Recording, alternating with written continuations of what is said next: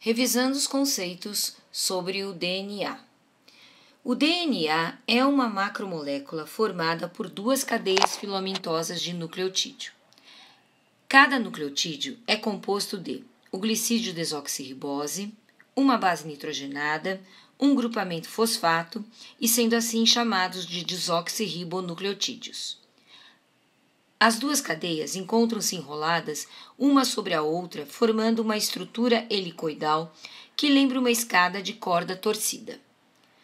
As ligações entre as bases nitrogenadas.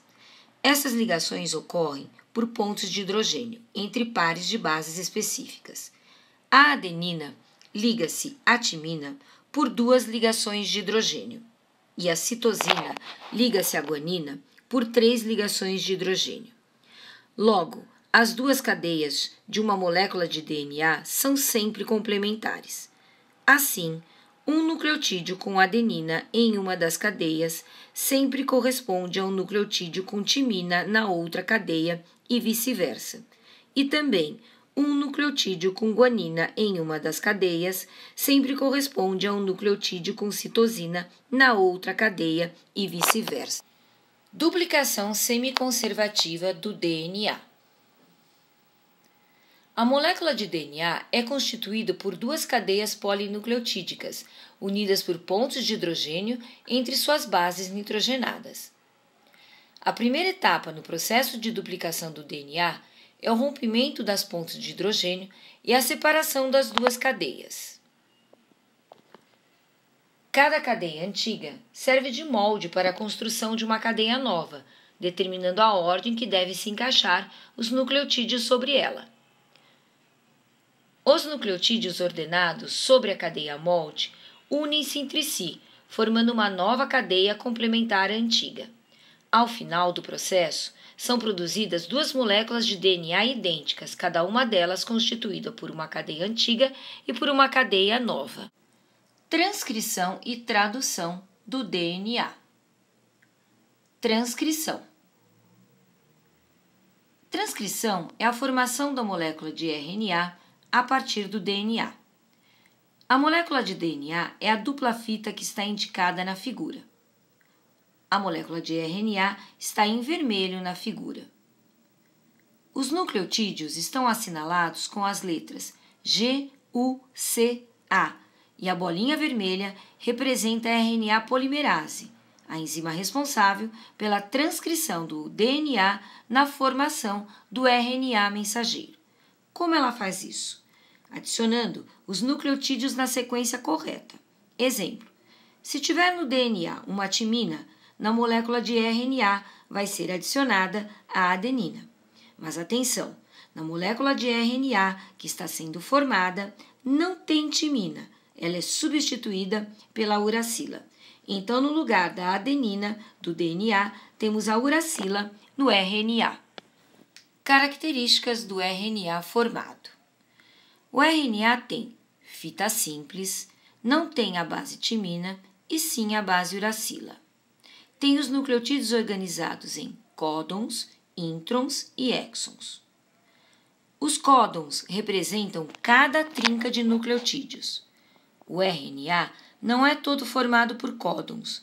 Existe parte dessa molécula de RNA que não são códons, são os introns, regiões entre os genes, que serão removidos, e ficando assim só os exons, ou seja, toda a região que será expressada e estará no processo de tradução. Tradução.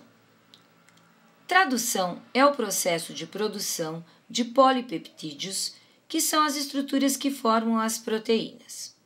O RNA mensageiro, que foi obtido pela transcrição do DNA, sai do núcleo da célula, chega no citoplasma e encontra o ribossomo, que é formado por duas subunidades, maior e menor, e dois sítios, P e A. O sítio P é o que segura a cadeia polipeptídica. O sítio A é o que recebe os RNAs transportadores dos aminoácidos com os anticódons.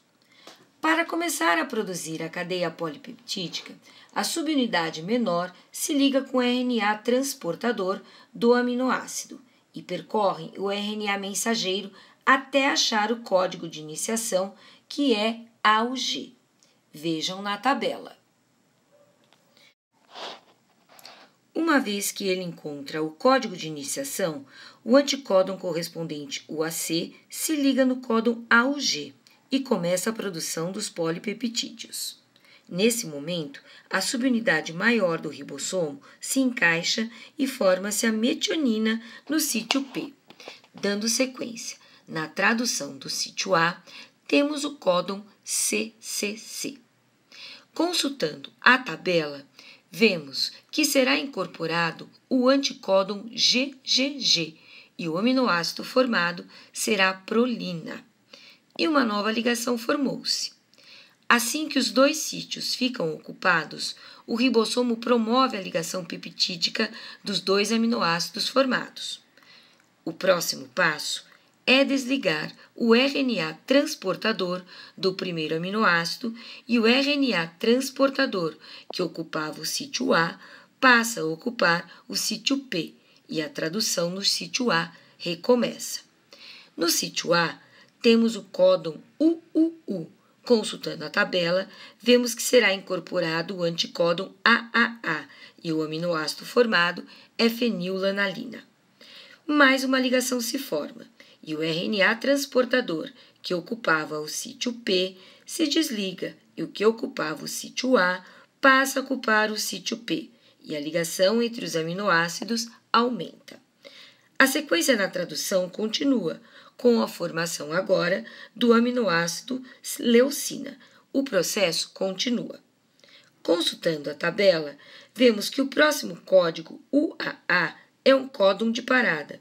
Então, o ribossomo conclui o processo e vai liberar, então, a cadeia de polipeptídicos formada.